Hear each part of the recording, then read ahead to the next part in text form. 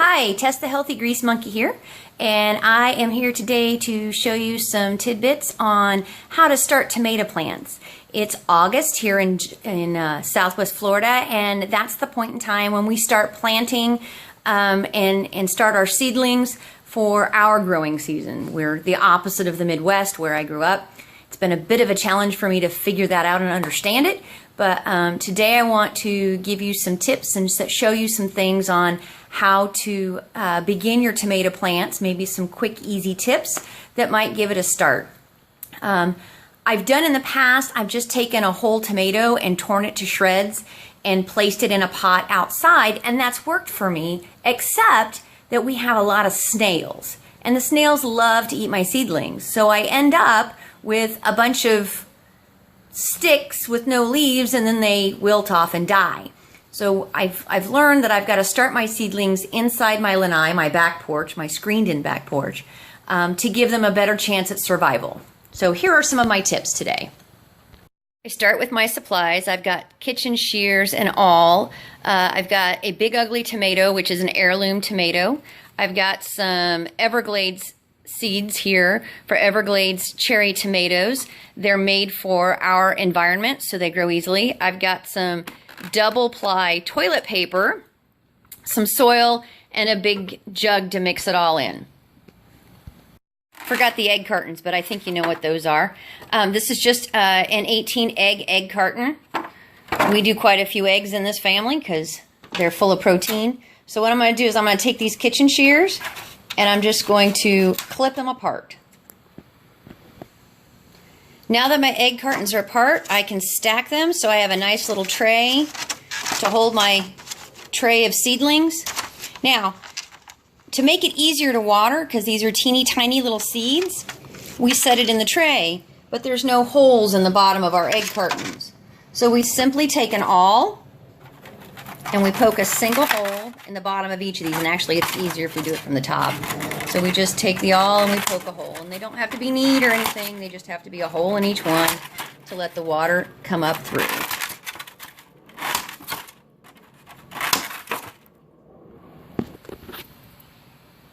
So now all of my little areas have a hole in the bottom to let water up through the tray underneath that fits perfect because it's actually the top of the egg crate. Next, I'm going to mix my soil. I believe in reuse, recycle, and anything else that saves the environment. So here's some soil from a plant that didn't make it, and some more soil from a plant that didn't make it.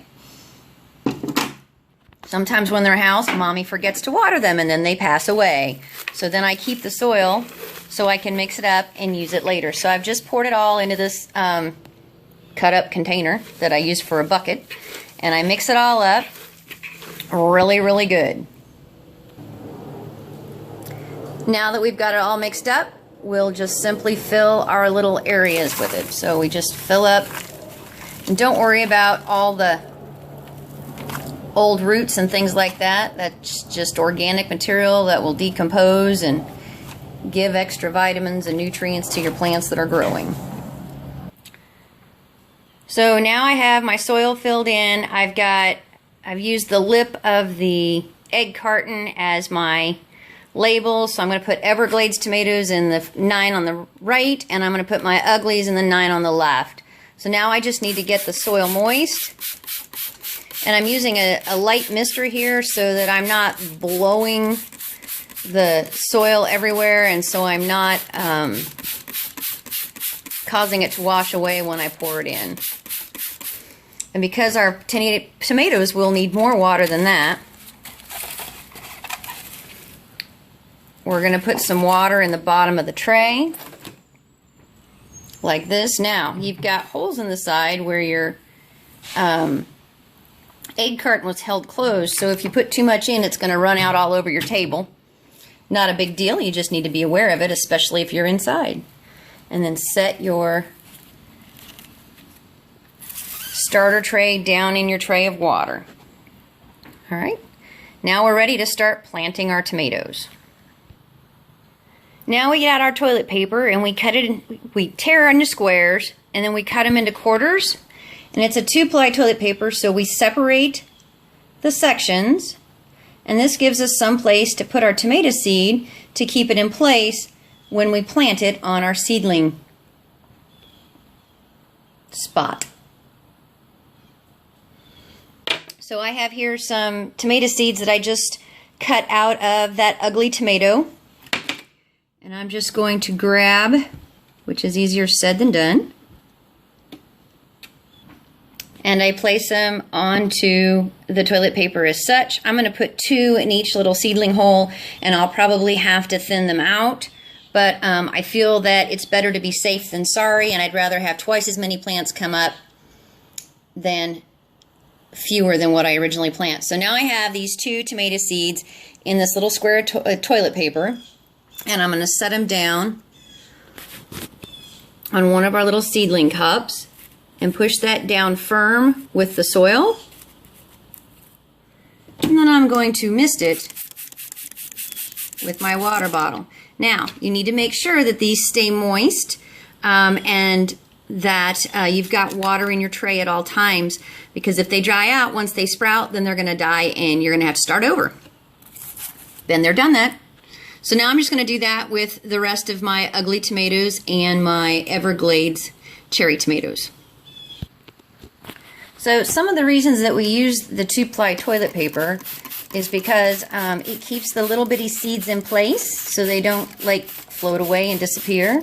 It gives them a means of staying in contact with the moisture, which is really important as they're germinating. So now they're all planted, they're happy, they're moist. I've placed them on my back lanai. They'll get some nice afternoon sun and plenty of heat to get them to germinate and begin growing and producing tomatoes. The Everglades tomatoes I know have a 14 to 21 day germination. I'm not sure about the uglies because I didn't purchase them as seeds. I just pulled them out of an ugly tomato that I'm going to chop up and make pico de gallo out of. So that makes those seeds just that much more economical and efficient because I was buying the tomato anyway to eat, and now I've got seeds to make new ones. I hope this has been helpful. You can find more information, and I will update with photos as these little guys germinate and start to grow on my healthygreasemonkey.com webpage. And I'll probably put updates on my Facebook page, The Healthy Grease Monkey, as well. If you know somebody this could help, please share it and have a great day. Bye.